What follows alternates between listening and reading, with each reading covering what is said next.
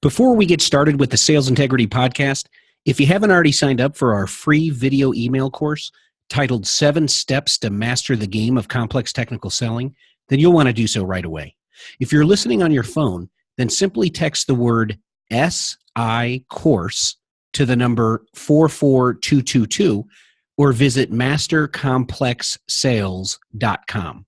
Again, text the word SI as in sales integrity, so SI course, which is all one word with no spacing at all, to the number 44222 or visit mastercomplexsales.com.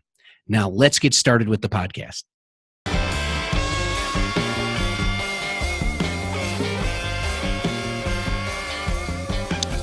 Hello, sales achievers. Welcome to the Sales Integrity Podcast.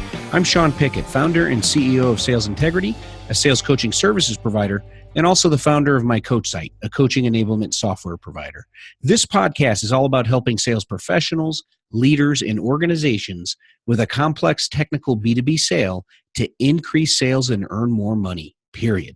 Today's theme, Throwback Thursday. On Thursdays, I look back to old school selling principles that are either still applicable today or that we can learn from in terms of what not to do. Think of sales process, methodologies, and principles that stand the test of time as taught by legends such as Zig Ziglar, Dale Carnegie, and others.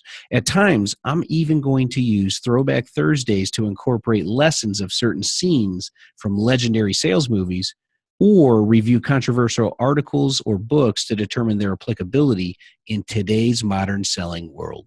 So get ready to dive into today's Throwback Thursday topic, and let's get today's episode rockin' and rollin'.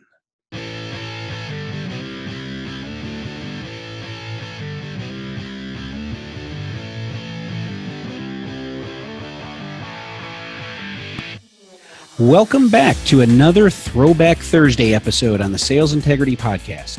Today, we focus on personal productivity and procrastination, two very pertinent topics for sales professionals. We will take a look at these topics by throwing it back to Brian Tracy's famous book with a catchy title named Eat That Frog. Brian published this book back in 2001, so it wasn't too long ago, but it still counts for Throwback Thursday since it was 16 years ago, and things change rapidly in our complex technical selling world, as you most likely already know. Brian's opening paragraph in this book is very telling when he says, "This is a wonderful time to be alive. There have never been more possibilities and opportunities for you to achieve more of your goals than exist today. As perhaps never before in human history, you are actually drowning in options. In fact, there are so many good things you can do that your ability to decide among them may be the critical determinant of what you accomplish in life." That ends the opening paragraph, and boy, was Brian right. His advice is as applicable today as it was back then. First off, as I already mentioned, he published this book back in 2001. Keep something in mind. There was no LinkedIn yet, which was founded in 2002, but the site was not officially launched until May 5th of 2003. At the end of the first month, LinkedIn had a total of only 4,500 members in the network. Now, I didn't join LinkedIn until March 30th of 2004, just 2 months shy of me launching Sales Integrity. And at that time, I joined it as member number 410,561. So LinkedIn was not at 500,000 members yet when I joined it, much less reached their first 1 million members. Because of that, LinkedIn wasn't nearly as cumbersome and potentially as confusing as it can be today with all of its options, such as, do I go with a premium account or do I go with Sales Navigator to start?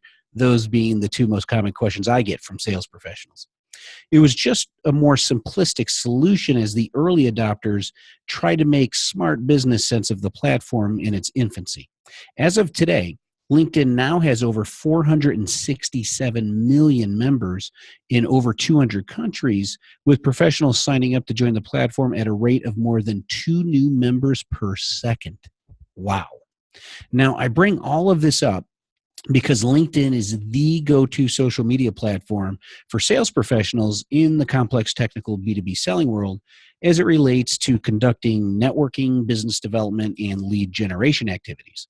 So this is relevant to Brian Tracy's proclamation that there have never been more possibilities and opportunities, but also relevant to his other comment when he said, perhaps never before in human history, you were actually drowning in options. These two statements describe the social selling revolution we are currently experiencing and describes the use of LinkedIn specifically, even though Brian didn't know what was to come with social selling and LinkedIn back then. Since I brought up the fact that LinkedIn didn't exist when Brian Tracy wrote the book, Eat That Frog, it is worth noting that there was also no YouTube, no Facebook, no Twitter, no Instagram, no Pinterest, no Snapchat, and the social selling and social media movement of new technologies had not dawned just yet.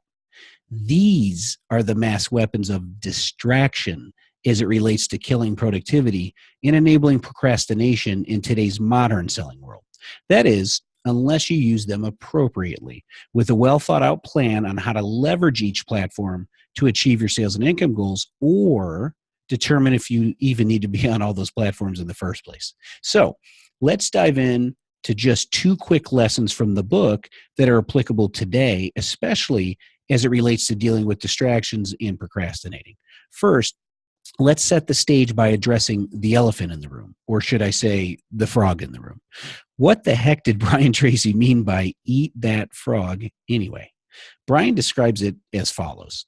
It has been said for many years that if the first thing you do each morning is to eat a live frog, you can go through the day with the satisfaction of knowing that that is probably the worst thing that is going to happen to you all day long. Your frog is your biggest, most important task, the one you are most likely to procrastinate on if you don't do something about it now. It is the one task that can have the greatest impact on your life and results at the moment. Now that ends Brian's definition of what it means to eat that frog. So, lesson number one. Identify the one task each day that you are absolutely must get done that moves you towards achieving your sales and income goals, and make sure you get that done before moving on to other tasks. So eat that frog as it relates to your most important task. This means if it doesn't involve the use of tools such as LinkedIn, then turn everything off and get immediately focused on finishing your most important task without distractions. However, if it does involve the social selling elements of your sales game, then be purpose-driven and hyper-focused on what you want to accomplish when you do dedicate the time to sitting down and diving into the social technology platforms. Where many people fall down as it relates to social selling is that they are not purpose-driven in their approach to leveraging the social selling tools. Just jumping on LinkedIn and muddling around and liking articles here and commenting on people's status updates there is simply not enough. What exactly are you trying to accomplish by doing so? As you most likely know, if you are on Facebook, it's easy to log in and think you'll just spend a few minutes getting updated on what's going on with everyone in your network of friends, and then next thing you know, it's an hour later or worse. Where did the time go, you might ask yourself when you come up for air? Well, this same thing can happen with LinkedIn. Even though you are technically reviewing content related to your job or sales career, you still could be wasting time without accomplishing anything, and more specifically, conducting activities that contribute towards achieving your sales and income goals. So this leads to lesson number 2 from Brian Tracy's Eat That Frog book, and we take it directly from the title of chapter 8 in that book, which is this: prepare thoroughly before you begin. You need to create a purpose-driven plan that focuses on exactly what you will accomplish in a specific block of time you set aside daily for your social selling activities. Social selling is just another sales pipeline development campaign to help you both establish credibility as the go-to specialist in your industry niche and to generate more leads.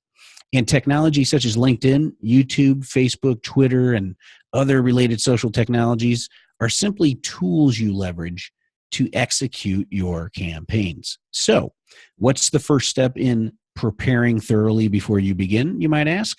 Well, sit down and ask yourself these questions before launching into social selling activities. Question number 1, what platforms will I focus on and get the biggest return on my investment of both time and money? And make no mistake about it, you're investing time when you're jumping on LinkedIn, for instance, and spending time in there, but you're also investing money because the premium and the specifically LinkedIn Sales Navigator, which I think is a better tool, and that's the one they're shifting everyone's focus to, that costs money too. right? So what platforms will you focus on? Will it be just LinkedIn? Will it be LinkedIn and Facebook and Twitter and YouTube and everything else? So think through that first. Start there. Question number 2. What specific actions will I take within each platform that I leverage for my social selling efforts? Question number 3. How much time will I need to spend within each platform executing the specific actions I have chosen to take on? Question number 4.